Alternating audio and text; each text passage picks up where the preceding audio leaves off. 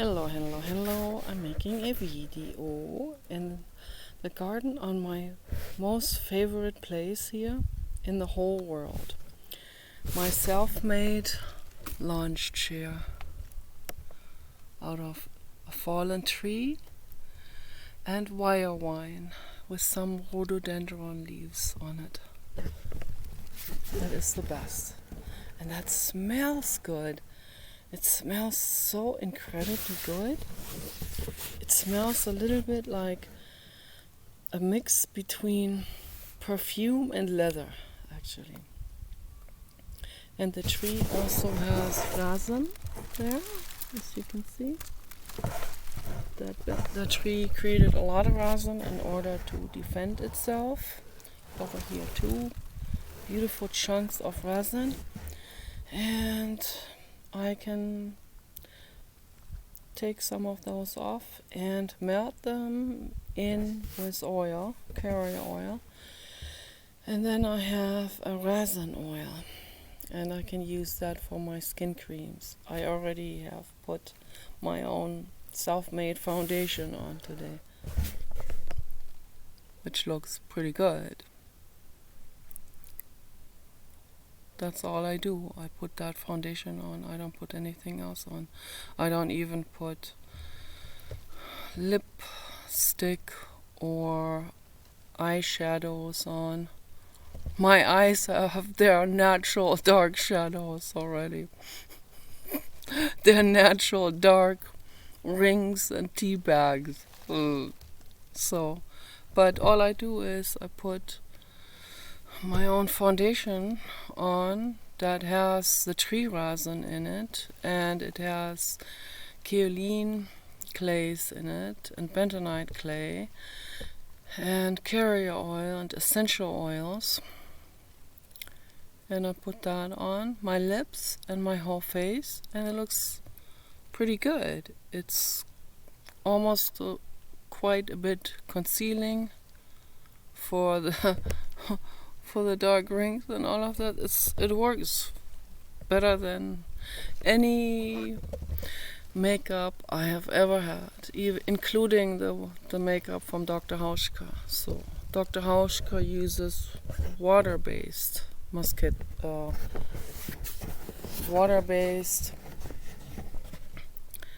cosmetics for the face, like concealer and makeup and all of that, and it's very good. And I recommend it to people if they don't have time to make their own cosmetics. But it is water-based, and I don't work with water-based materials, so I only work with resins, clays, carrier oil, absolute oils that I partly make myself, and essential oils. So those are the only materials I use to make my own cosmetic with it. And if I had enough money, I would start a business. I would start a corporation, the Nikki Daisy Dandelion Corporation, that is there to make the world a better place, not like the other corporations that are out there that are not making the world a better place. Not only that, they're not just not making the world a better place, they're mafia collaborators, they are corporate agenda, they are only for profit, they are only interested in profit maximization, and they don't care. Okay, they don't care about life, and they don't care about the planet. Most corporations, okay, they're very greed-based. Okay, so I will not be greed-based if I ever get the chance to create a corporation. That would be really awesome. But obviously, I don't have that kind of money. to start a company like that. You have to have at least $1 million to start a company, and I don't have that, and Paul doesn't have it either. And even if we did have $1 million, which we don't, then we still couldn't do it. You have to have an extra additional $1 million on the side to start a company, a corporation, because you have to. There's a lot of money that goes into starting a company, particularly like dog food manufacturing company, which I would like to create, and cosmetic company, cosmetic making, all natural, all good for the planet. Okay, never tested on any living being except myself, my own skin. Okay, so I'm the only living being who's tested on, self-tested. Okay, so that's what I do. That's what I believe in.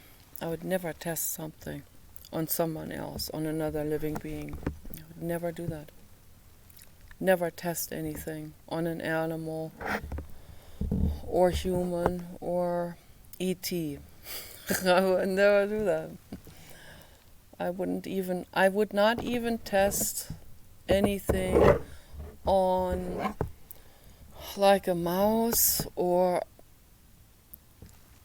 even smaller animals or insects or whatever, or even plants. I would never ever test anything on another carbon-based life form. Okay, that's just who I am. Okay.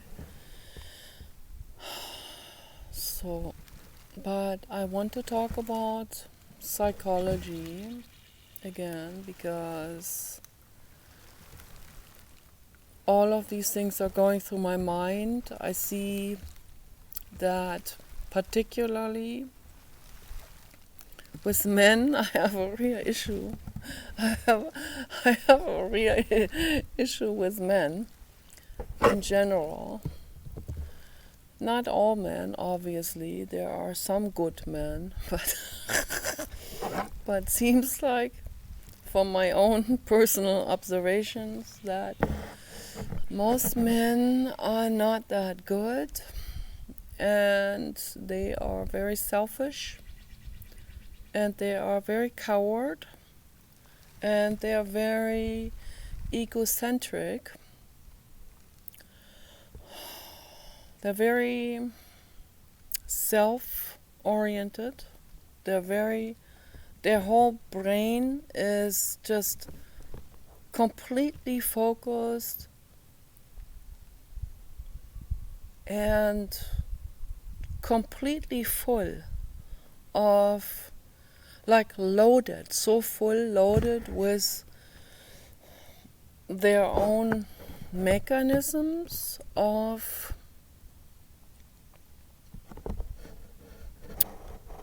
looking good to the public, of looking good to their peer groups, of looking good to their buddies, and or whatever they call good, what they call good, I don't call good. That does not look good to me, for sure. And that's what I want to get into in this video. I want to explain this a little bit more, that it is obvious, very obvious, it should be obvious now for all men, that women do not think like them. Okay. Women are not impressed with tough, macho, badass, tattoos, drugs, lying all the time, bullying. Whoever they're bullying, women are not impressed with that. Not just that, how women are turned away by something like this. So, I mean, any woman, any decent woman I'm talking about. I'm not talking about masochists, pushovers, or like ridiculous, unnecessary, people pleasing, tattoo wearing, trying to impress people. I'm not talking about those types, drug addicts, or prostitutes. I want to get into it more in detail with this. I don't judge them from the sky perspective, and I don't even judge them that much from my mother hen perspective, because I care about them. I care about all women and girls. I care about all living beings. I care about the men too, from the sky perspective, of course. Well, it's hard to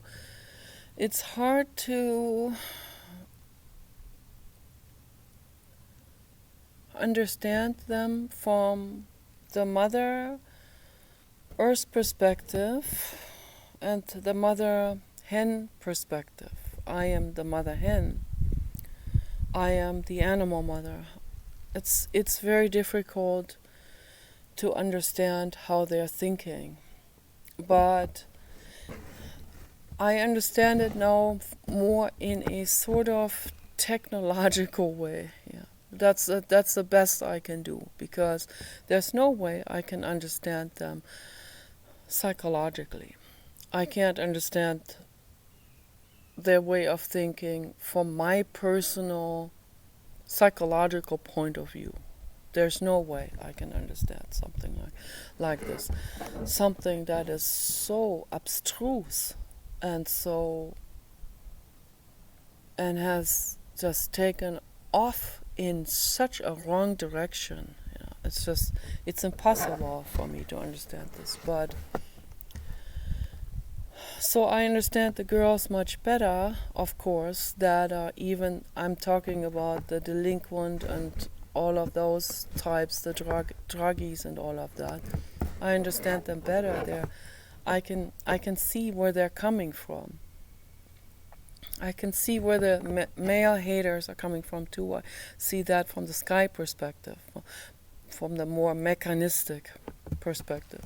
But the girls, I see how they end up sometimes in absolutely horrendous situations. I see how that happens. It's a tragedy. They are abused from day one.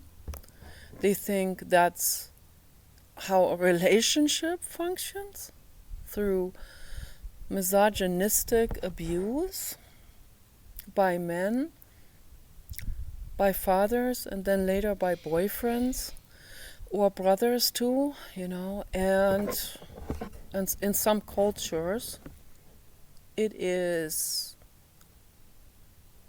literally criminally insane, like in Islam. Okay.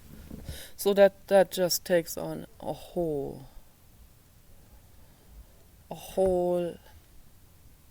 chunk of more insanity than the Christians or the dysfunctional people in the United States. So, yeah, it takes on just unimaginably sick proportions. And there are a lot of very sick people in the United States too. There are some really, really sick Mormons and Latter-day Saints and blood atonement BS type of like half devil worshipper, half Mormon, all of this, it's all out there. I mean, those are the ones who killed John Benet Ramsey out there in Utah. What a horror. I mean, like that's like an enclave of insanity that she and her brother grew up in. that made her brother crazy, but not near as crazy as Muslim men are. Okay, so I don't know him, but I can see that he's unbelievably shy, and he doesn't know how to interact with people. And I don't blame him. He's been beaten to the ground by his parents and society. So, and there's this hideous religion, Mormon religion, and all religions are incredibly wrong. Okay, but some are taking it to extremes, and I always have to say this is very important to always mention it. Islam is the absolute worst religion there is. So there are very extreme religions here, devil worshipping cults and all of that. Catholic, badass, tattooed type of whatever, gang banging cults. I mean, you name it. So rapist cults, but Islam always takes the cake. Trust me on that one. Islam is the most dangerous religion of all, and that's why I don't mind if China is going to take over the whole world, because let me make this very crystal clear. Even if they use Iran as an allied force for the upcoming Third World War, which is going to make the other world wars look like a picnic, by the way, but you brought it on, okay? You brought it on by voting for Biden. So, Godwin, you voted for Biden. So, come on now, don't lie to me about this, okay? You know who you voted for. You know very well. And I know very well as well. So, yeah, there are people like you, tattooed drug addicts who have never had to work a day in their lives.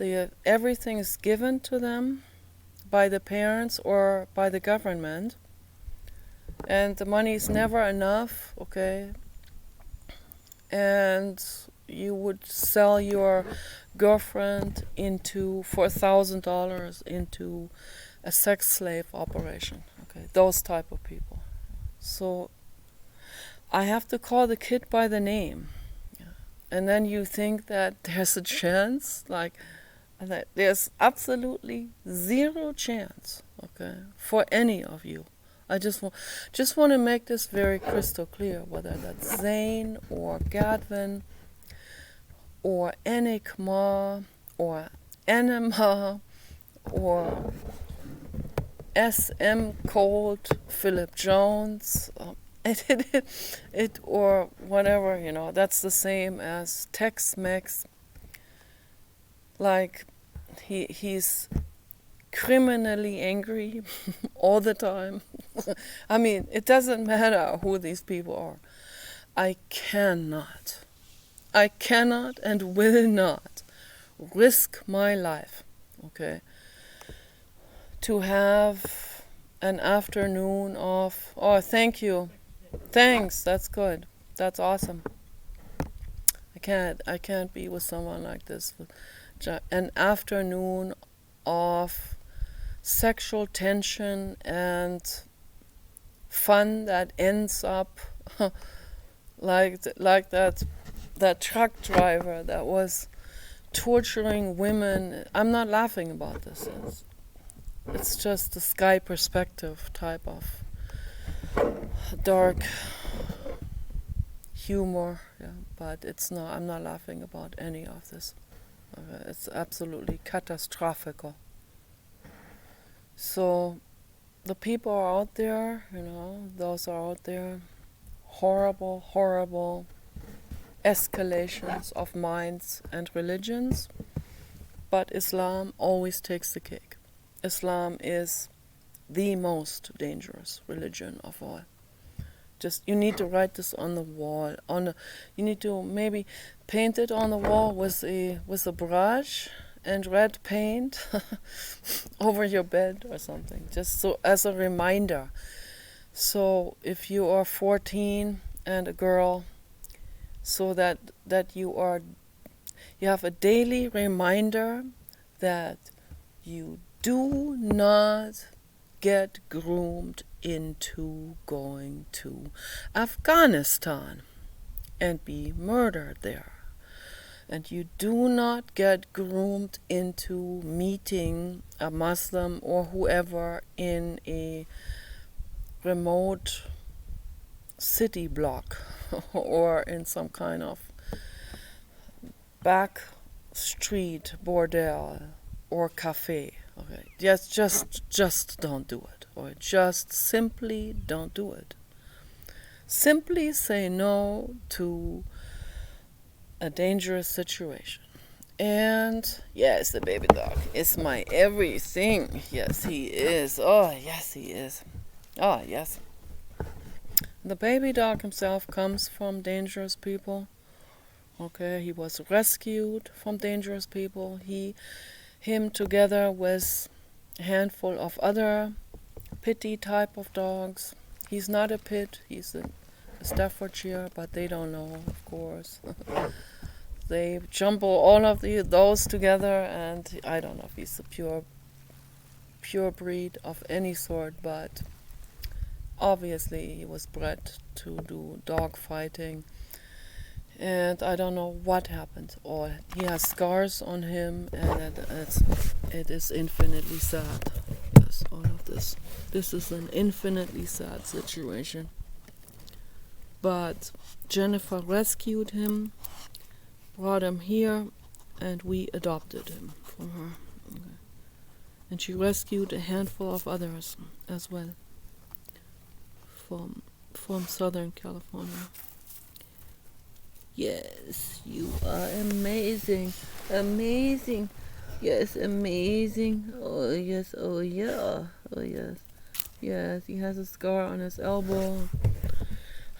I don't know what happened to him. It is heartbreaking what he already had been through and how he had been traumatized. So he does not want to live his life killing and hurting another living being. He only does that. That's sort of like that's a guard dog protection instinct that will make him go for someone's throat. Okay, so for sure.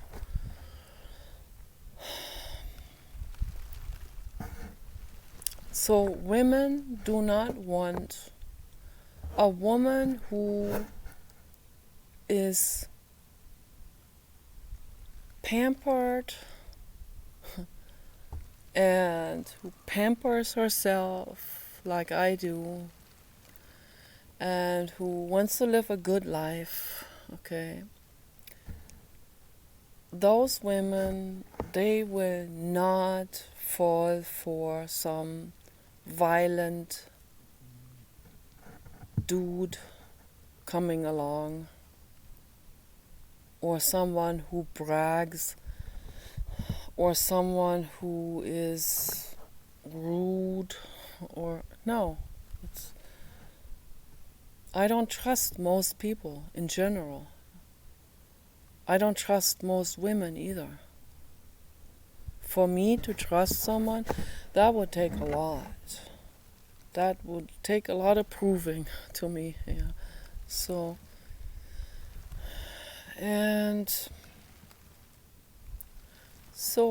when I see someone like Elon Musk, I know I can trust him. I know for sure. So I can never have Elon Musk. That's pretty obvious, because Elon Musk has trillions, I don't know, has certainly probably billions of women standing in line. and they're all from 18 to 100. So he can just take the 18-year-old and like the 18-year-old supermodel with the most amazing body shape, and yeah. And he needs to be more careful about the character. So that's Mama Nicola is always giving that as a healthy advice, together with health advice on better living. So very important. Pay attention to the personality. Pay attention to the character. Very important. If there are jerks, and there are women jerks, then I'm not going to mention any names now, but you do your math. It's pretty obvious who the jerks are, and just don't go for those. It's very simple. Yeah, very, very simple is this. But here is what I want to talk about. This now we get into the field of psychology. So, as you can see, even a rocket scientist can fall for a jerk. Yeah. So, and be naive and all of this. This can happen, okay? And that's not good. I don't like seeing that, because we need Elon Musk. The world needs him. Okay. Yes, and this Elon here too. Yes. Yes, that is the Elon. Elon Arnold Dandelion. That is who he is. Elon Arnold Dandelion. Named after 3 good people. Elon Musk, Arnold Schwarzenegger, and Nikki Daisy Dandelion. So, yeah, that's how it is. And I think it's all tragic, how some people are very, very uncareful emotionally and kind of weak emotionally, in the sense, I'm not talking about Elon Musk now, I'm talking about the majority of humans who are easily groomed and easily brainwashed by the media and religions, and who are going along with literally everything or anything. I mean, it wouldn't matter what it is. I could probably not even make this up if I tried. Like, if I want to use some real extreme caricaturistic example, or some kind of real extreme example that I just, in order to make my point, even that example would not even, it would pale in comparison to the cults that are already there. Rapist cults, child eating cults. I'm not making this up. This stuff is there. Okay, I've researched this in depth. I was skeptical in the past too. I thought, is that a Christian conspiracy theory or something? Those are out there too. Many of those theories have misunderstood a lot of stuff, and most of those come directly from the corporate agenda to mislead people. But there are children eating cults out there. I've seen this enough now, okay, from many, many different reports and different people from around the world. And this is happening around the world. This is not just happening in the United States. This is worldwide. All kinds of human trafficking is this is at its all-time high. It has never been this bad as it is now. People need to be very careful, very, very careful who they meet. Okay, you can't trust anyone. I'm sorry to say it to you. Protect your bodies, the girls out there. Please, don't make Mama Nicola cry. Don't. I've already cried my eyes out over those girls that would trust some Muslim guy or gangbanger on the internet, and then they get beaten and raped, and the worst, or killed, and there's even worse things than murder. That's when they are being incarcerated, and they get, for months or maybe even a year, they get repeatedly raped and brutally raped, where they bleed and eventually die. That's what's happening out there. People need to be informed. You need to be informed about this. We can't go on with this denial that, there's a lot of denial out there. And what makes me particularly sad is the New Age movement with their denial. And their brainwashing and their naivety and believing the corporate agenda and all of that, and thinking that you shouldn't talk about these things, or you could bring it on with that. No. You need to be informed about what's happening out there. It's not good what's happening out there. Trust me on this. You need to be informed very, very well. And you need to not trust people. You don't trust women either. There are some women like Ghislaine Maxwell. There are tons of those bordel mamas out there, in the whole world, and they will groom you into it. They'll say, I'm some kind of Avon person, and I can teach you how to sell Avon products. I mean, they will come with a disguise, where they know that would make a teenage girl or a young woman who might not have enough money for college or whatever, might make them interested in joining that. And that is exactly what happened to Emanuela Orlandi, in the Vatican. That is exactly what happened to her. And this whole thing was a setup from the Vatican. They hire people. There are women for hire.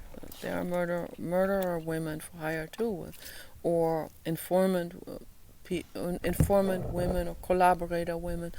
It's like what Rockefeller said: every person has their price. Almost every person has their price, and that's so sad.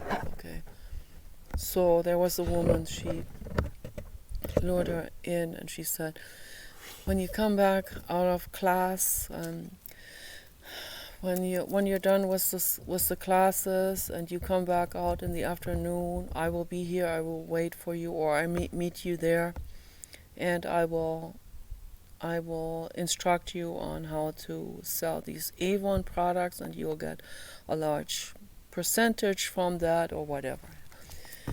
And that girl trusted that woman. I think the brother warned her about it. The brother who dearly loved her. He warned her about it. And he said, don't go there. And they had some kind of fight, and she said, no, I want to make my own money. And so she went over there anyway, met that woman, and then two other large cars, vans, or I don't know, very large vehicles pulled up. They lured her into her car. There she was quickly sedated, and then from there she was walked to another vehicle, and they drove off, and she was never seen again. Okay. And her brother looked for her and tried to investigate this his whole life. And that was in 1983, when I was 18 and she was 15. Okay. That's infinitely sad. Okay. Infinitely sad. And the brother looked for her his whole life, and he's still looking for her. He's still trying to figure it out. And humongous resistance from the Vatican, and lies. Even the Pope. No.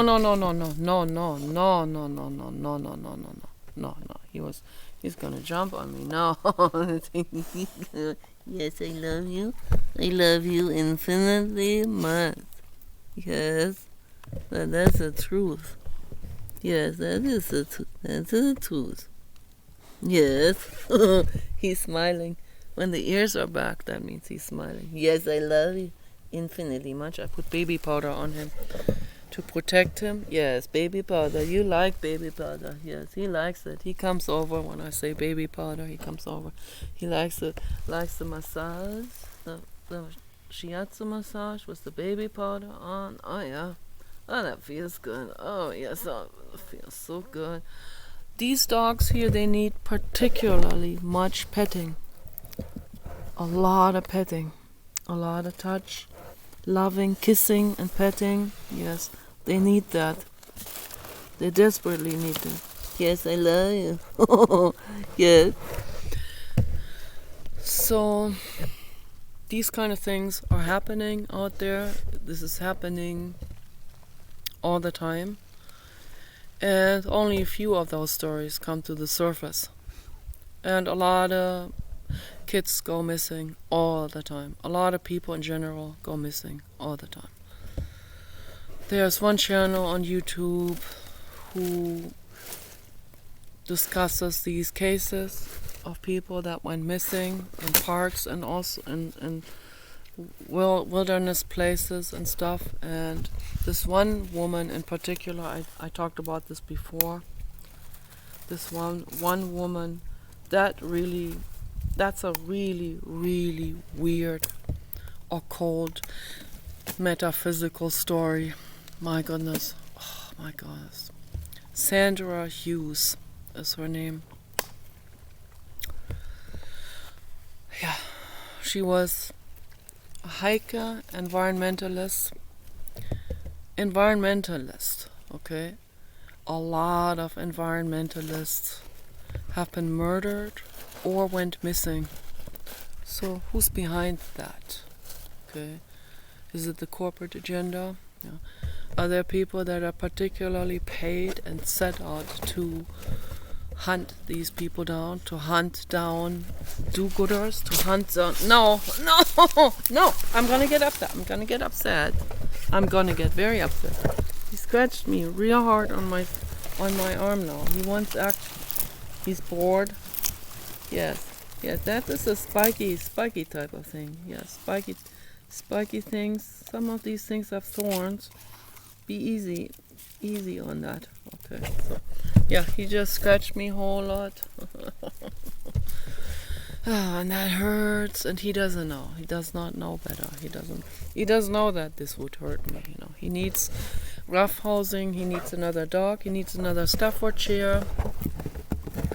And Paul already decided that when we get the new property, he's going to rescue adopt another Staffordshire, a female, and he wants to get a white one for him as a wife. And I think that's probably really great for him. And when we have a lot of acres, then they can run together. They can speed and race through the whole property. And that would be awesome. And they can roughhouse. They can jump on top of each other. That doesn't. Oh, the other day, Paul took him to the cemetery, and he plays tennis ball there with him. He has this picker, and this is some kind of like a slingshot type of thing that that that doesn't shoot it. It hurls out the tennis ball farther than if you just throw it with your hand. So that's practical for him because he doesn't like to bend over. He uses that thing to pick up the tennis balls, and then he hurls it in the air, and the tennis ball flies farther. And he races after the tennis ball. He brings the tennis ball back. Now that I'm talking about that, he's going into the van. He can understand English, to a very large degree. He can understand those type of things, things that pertain to him. He can understand. They don't understand when people talk about, like, when people talk about their personal stuff that wouldn't make any sense to an animal. So. And then I see a lot of people, they think they understand them, but they don't. So they understand the things that directly pertain to them, like ball, tennis ball, baby powder, and even whole sentences. I want to go outside. They understand, okay, but they don't understand, like, don't do this, or don't, when I'm going to my job and I come back, don't shred the whole house up. They don't understand that. That's too much talking, and they can't cognitively understand this. Okay, I hope this makes sense. A lot of people misunderstand these things, and I don't even want to talk about what people do, out of these misunderstandings. It's heartbreaking. People need to learn a little bit more about the psychology of animals and the way animals think. So they're thinking much more rudimentary, very much more. I mean, this cognitive, the language, brain, that's not developed like this, like humans. Okay, whales have a more developed language cortex. That's what most people also don't understand and don't realize. Nobody talks about it. Very few people talk about it. You don't learn that even in school. So it's all sad. The entire school literature is just completely backwards and wrong also. Much of that is anti-information and uninformation. It's very sad. So a lot of stuff needs to be reformed. Like, almost everything needs to be reformed in the world. That's the truth. So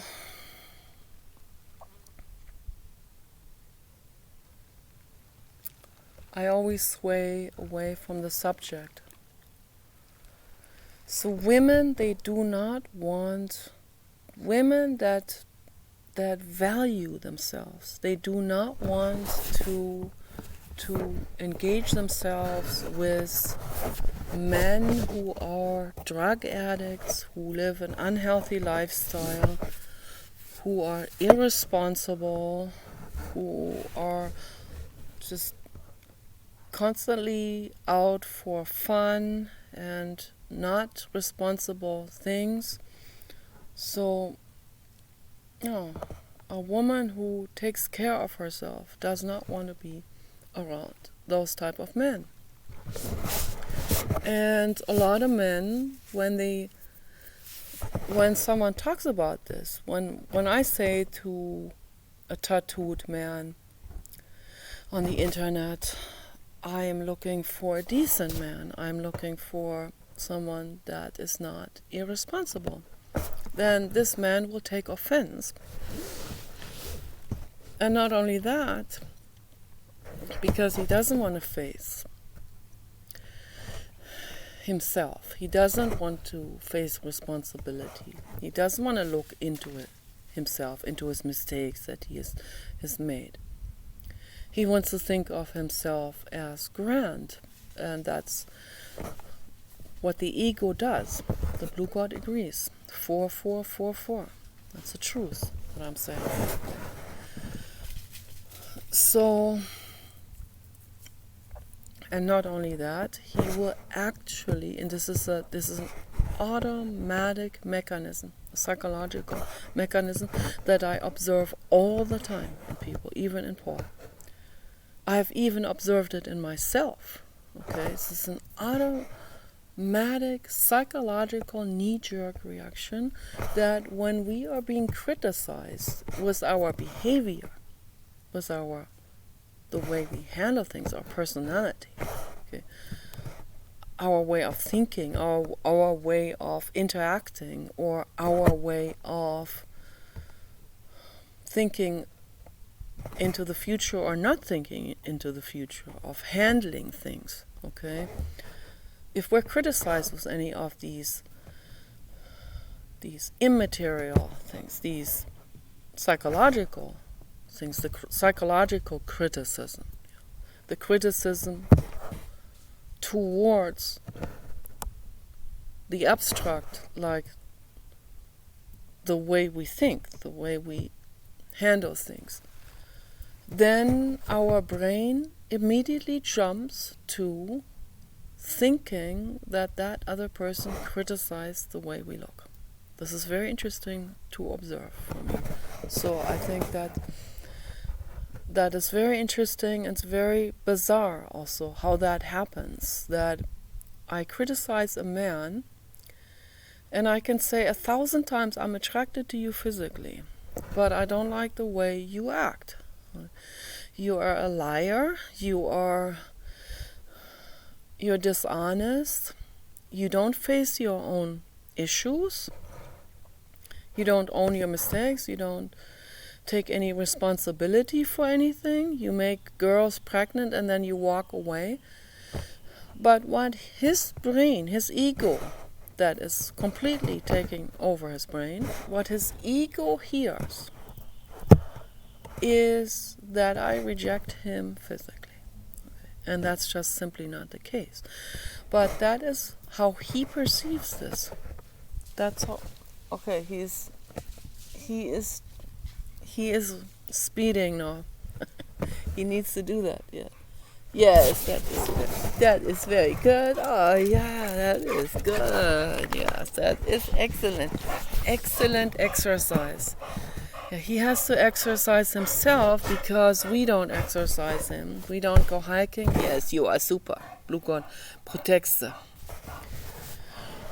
So he has to exercise himself and entertain himself, and he goes up there to the fence and he observes the cats next door, and that's all entertainment for him.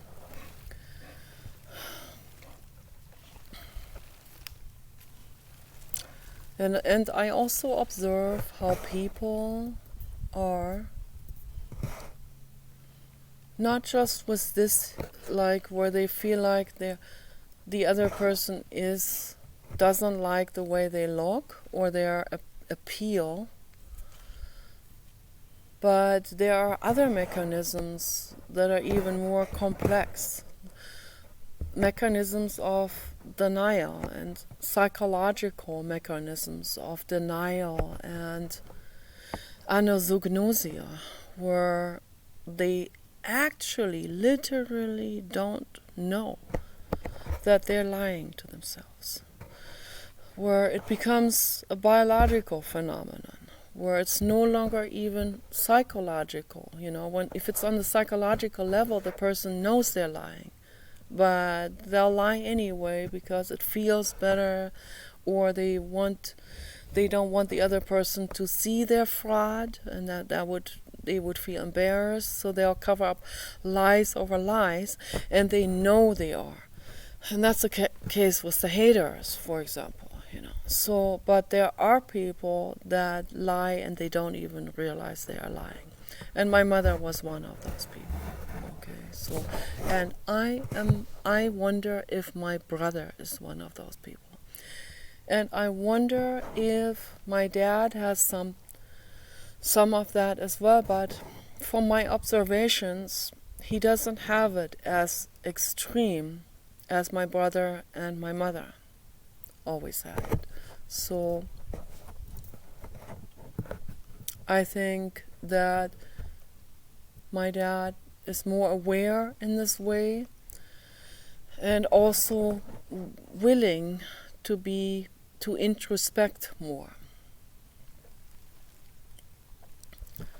My mother, when she is caught, she had two ways of dealing with it, depending on how extreme she perceived a particular threat to the ego, or maybe to an existential threat.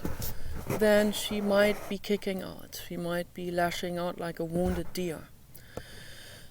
Or she would say, what got into me? The devil or some kind of demon or something, what got into me? Which, this statement, this is a very common thing to say, almost like some kind of saying that is quite common, that is almost more colloquial, a colloquial standard type of saying in Germany, but it's not just colloquial.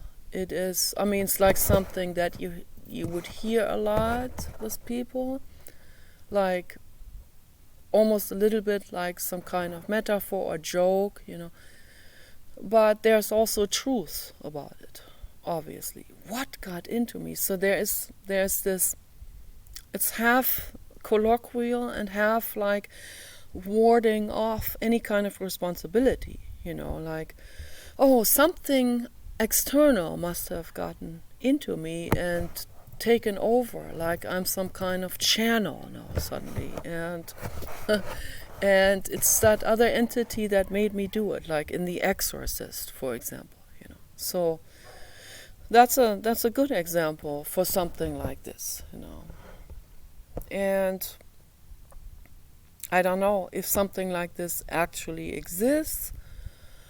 I'm not so sure anymore whether I'm gonna just dismiss this right up front. I used to dismiss these kind of things. I used to be an atheist, but I am not sure at all anymore. There are so many stories out there and so much stuff. I have even observed things myself. For example, I lie down in bed at night and I say to myself, Nikki, I say it to my brain, I want you to think about you are in Bangkok at the beach and you're drinking watermelon juice and everything is peaceful and you're in some kind of Buddhist monastery and they are peaceful and nice. Okay. And then maybe I can fall asleep with this wonderful, peaceful coral beach, ocean, ASMR thought. But wait, it doesn't take very long until that thought turns sour on me. And I say on me because it almost feels like sort of like that saying in Germany, what got into me, or what kind of entity is starting to direct my thoughts. Okay. Luckily for me, it's just thoughts, it's not intentions or actions. But I have suffered my whole life from those type of intrusive, invasive thoughts that feel like they are not coming from me at all. And so what's happening? What's going on? And then I heard other people talk about this as well. And then I saw people also in a psychiatric unit where I stayed for 2 days one time because I was suicidal. And there was a girl. She was schizophrenic, and she told me that there were these voices that were coming at her, and she was sitting in her room under the table, and she said, I want these voices to go away, I'm scared. And I didn't know how to deal with it at all. I was an atheist at that time. I didn't even I thought this is obviously a psychiatric disorder, and so today I'm not so sure at all anymore whether a psychiatric disorder in the Merck manual is actually just a psychiatric disorder, or whether that is, maybe it's not even a disorder at all. Maybe it is extreme psychic intuition and the person doesn't know how to deal with this. Okay, so person gets scared, and this happens all the time. No, I see this happening with a lot of people on the internet. The internet opened all of this up to me, and I do discern. I'm very careful between some crazy ghost story and someone who is actually suffering from something like this. What's going on? And then what Jiddu Krishnamurti said, for example. He went into a forest one time. I talked about this several times before. A remote forest, and suddenly there was this foreboding that said, don't come here. We're forbidding you to come here. And he would not go all the way into the forest, into this place. He would stay further away until that situation dissolves. So it would take a couple of minutes, and he would know exactly how many people were there and the kind of things they were doing, and he can sense all of this. And this energy is a collective energy of ego entities, ego energies that are still there. There could also be some of those ego energies could even come from a victim. Not all victims are kind-hearted and evolved souls, but a lot of them are. I would say the majority of victims are actually kind-hearted and evolved souls. That's very tragic. But not all the time. Sometimes it's a beginner soul, and when the victim himself or herself is a beginner soul and gets murdered in a specific place or repeatedly raped. And Eckhart Tolle has experienced this one time in a restaurant in England. There was one time there was this disabled man in a wheelchair. He had that in him, okay, and he was extremely angry, and he wanted to let it out on the waiters. So, and he also experienced this young woman who came to him for help, and she wanted him to help her psychologically. And he worked with her several times, and this one day there was a lot of stuff coming up over her being raped, and repeatedly raped, also by her own father and by people she knew and trusted. And when she came to him, she was in denial about it. So there's a lot of denial going on. There's a nosognostic denial sometimes, very, very extreme, where to the point where admitting to herself that it was her father, which she knows deep down, very deep down, but she represses it. She represses it very far away from her consciousness, even. Very deep forms of denial. And the ego always has a hand in this. Ego is always busy with denial and repressing things. And it's a self-protection mechanism, but it doesn't work in the long run. That's what the problem is. So Arjanov talked about this as well. We have to face the truth inside of us. Eckhart was able to do that with her, and the stuff came out. And he was amazed at the ego energy that came out to the surface with it, because that ego energy had snowballed itself into a monstrous entity in order to keep this information in check and in balance. Not balance, but the ego thinks that. So to keep it suppressed, the ego had to escalate. And these kind of escalations, they can happen enormously. And he said, after even like several hours after she had left his office, her ego energy was still there in the office. So these kind of things happen, Jiddu Krishnamurti saw a collective of ego energies. I used to think those are souls, but no. An ego energy is a thought energy. An ego energy that's yet another entity.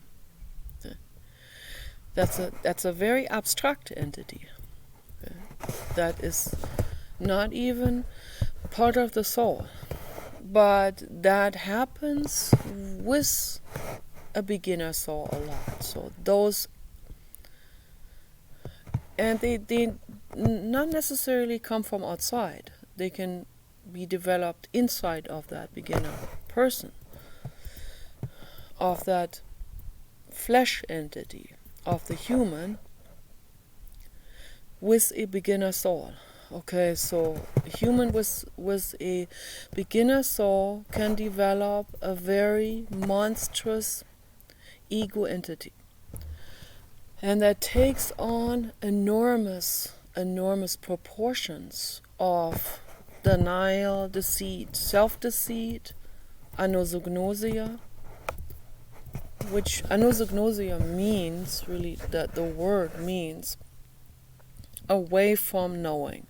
So that means that it's a form of denial that goes into the biology of the person. That is very, very deep. So that is deeper than the psychological level. That can go so deep that someone like that Vilayanur Ramachandran, okay, from San Diego, scientist, he studies this in depth, and he particularly is interested in people who have phantom limbs, and or have one limb severely demolished, or where the neuronal function has quit in one arm, for example, where they can no longer move the arm. They can still feel something, of course. They feel pain and all of that, but they can't move the arm anymore. And in some of those clients, he visited some of those regular rehab, body rehab hospitals, where they just come in with injuries or with neurological problems or something, not necessarily psychological problems. But there was one lady, an older lady, who she had neurological problems and was suddenly no longer able to move her right arm, I believe it was.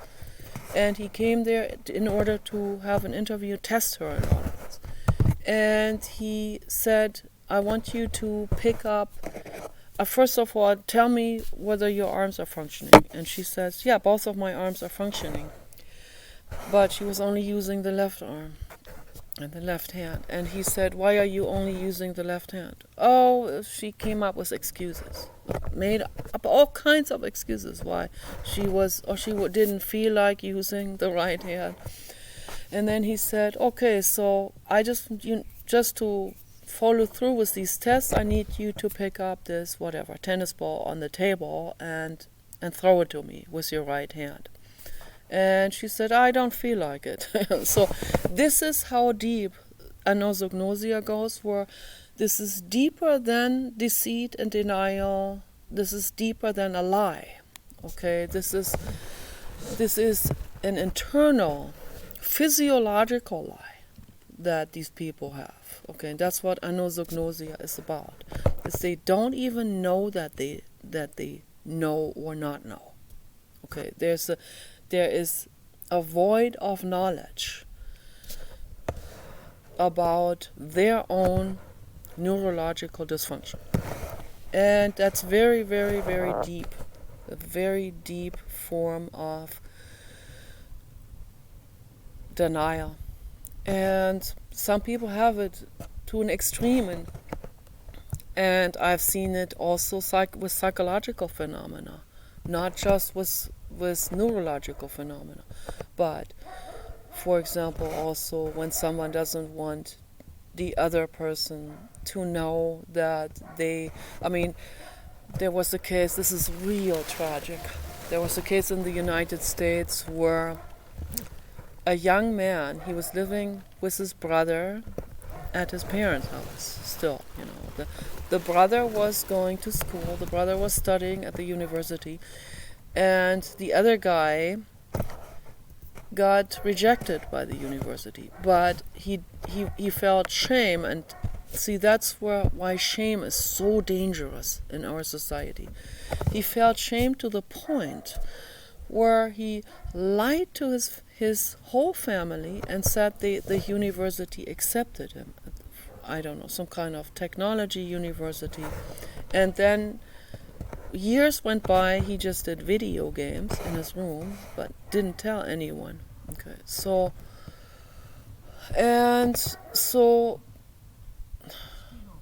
no, I put baby powder on him. I put baby powder on him, so he should be okay. So it's a real horrible story, but I think it's important to mention this. With this subject of denial and anosognosia. And with that guy, it feels like this goes further than just a psychological denial. It goes more into the physiological denial with that man. But he still committed a crime. I mean, a hideous crime. Okay. So he murdered his parents. Because he didn't want them to find out that he had been living a lie and that he was not admitted to the university. So when these things started to mount up, the evidence and all of these clues, well, the father started to dig in a little bit more. He called the university and they say, no, we don't have that student with that name. Okay.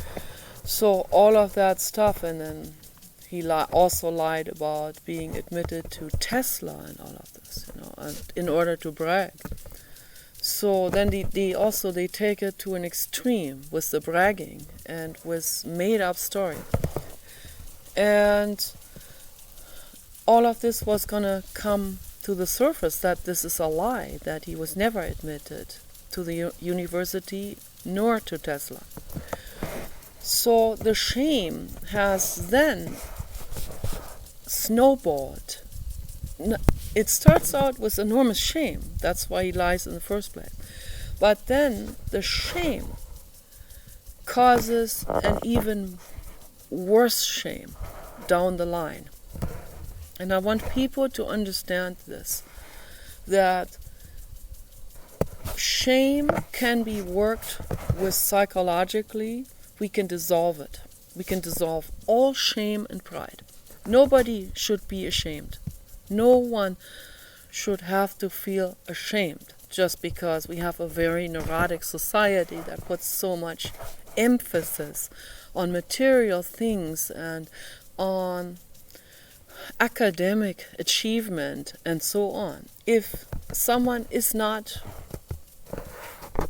whatever, doesn't have the IQ or doesn't have the interest in academic achievement, then they need to do something else that they're good at, that they like to do.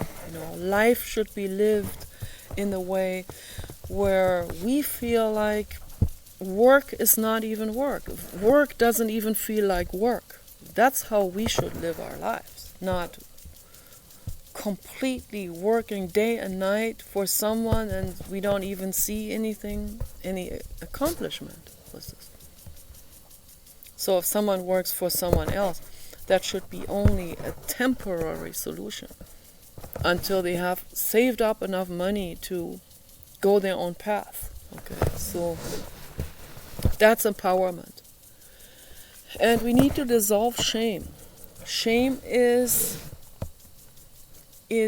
extremely unbeneficial psychologically, and it's dangerous, as we see in cases like those type of murder cases. And that's not the only murder case where deep shame is involved. Okay, so the entire religion of Islam is just engulfed in these type of phenomena. Okay, people need to become aware. This has to be dissolved. This has to be healed. Islam is an illness. It needs to be healed. You need to heal yourself from that, okay? Or from any kind of ridiculous, like tyrannical religion or whatever. So, where you're not even allowed to talk to someone outside of the religion. All of this is toxic and very, very unbeneficial for people. A lot of stuff, bad stuff comes out of this, and murder and all kinds of things. Dissolve it, heal it, question it, free yourself from all of this. If this guy had a community center that I am suggesting, that I'm proposing to the whole planet, in every community, a community help center that's open, where people can come to, where teenage girls can go to and find companions and conversation partners, not feel alone anymore, okay? Have someone, a therapist there to talk to for free, okay? Have group therapy every single day for free. If we had something like this, these type of morbid psychological illnesses would not escalate. They would not snowball into such monstrous escalations as that guy that ended up murdering his parents, even cutting them into pieces and hiding the body parts around his garden. All because he didn't want them to see that he had been living a lie. This intense shame, that has to be dissolved, the shame. You know, wherever you are at with your lies, and stand still and come back to base camp, as I already said in my other video. Don't go any further. Don't hurt anyone, particularly not your parents that love you, okay? That's heartbreaking. Or any living being. No. So, yeah. So it's very crystal clear what I'm saying here. Wherever people are at with their lies, stand still. Turn around, come back to base camp. And what do I mean by base camp? You know, some heavily religious people that were drilled from day one, they will say, where is my base camp? I've always been drilled with this. Okay. Question, make your own base camp. Go all the way back from a long path of lies and deception to yourself and others. That's what I mean. Come back and then question your religion, and question the society that drilled you, question the entire human society worldwide. They're all full of BS.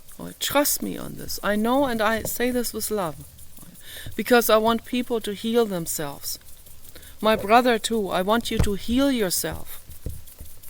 I care about you. Heal yourself.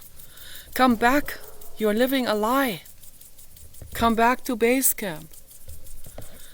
Question society. Question also this, what my dad always, my parents, this, and I love my dad, but question this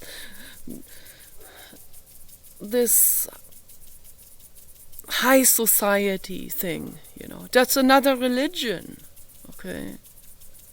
No society is over another society. Okay. Nobody is more precious than another person or living being. Okay. We're all equally precious. Come back to base camp, and if you have to create a base camp, step down from the lies. Okay. Leave it, drop it. Don't rob another bank on the internet, Danny, or whatever these people's names are. Carlos, whatever, whoever, whatever, Abdullah, or Javad, okay, whatever these people's names are. Understand that living a criminal life is bypassing your existence. You're living a lie to yourself. This is not how we should be living. Okay. That's a fact. Okay. Take all of the kids and the women and bring them into freedom right now. If you don't want to be seen, then run off or whatever. But bring them into freedom. Don't hold them any longer in captivity. Okay? If you want to avoid massive karma for yourself, this is a fact, okay? But mainly do it for them. Do it for them so that they don't have to suffer any further, okay? So that's my urgent message to the world. We don't have the therapy centers yet. I wish we could create it. Okay, if I could ever do something that's more important than making skin cream, okay, that is the number one important thing, that people have group therapy every single day, that it's there for people to use. A lot of people would be saved from suicide or murder if we had this. A lot of people, maybe not all, but a lot. It would make a huge difference. It would heal the world. It would really heal the world. Okay, so. But in the meantime, okay, I'm here to talk to, I'm always here. I know you have terrible shame and all of this. You don't want to admit anything to me or anyone. Okay. But I don't laugh about anyone. You can talk to me. And I don't talk to anyone about this either. I'm not going to talk about this in my video. If you say something very personal about your own life, okay? I only talk about these type of things as in forms of mechanisms. Like when someone says to me, the criminal murdered her because he wanted to feel in charge. Okay, maybe that's personal for you to say that to me, but this is an eye-opener for the whole world, what you said there. An eye-opener. This is an eye-opener to you. Okay? So you want to feel in charge. You don't want to feel ashamed, this is always avoiding shame and gaining pride. It's a sick mechanism. Dissolve shame and pride, okay? Dissolve lies. Do it. You have to do it. Nobody else can do it for you, okay? And then things will get better, okay? Take care.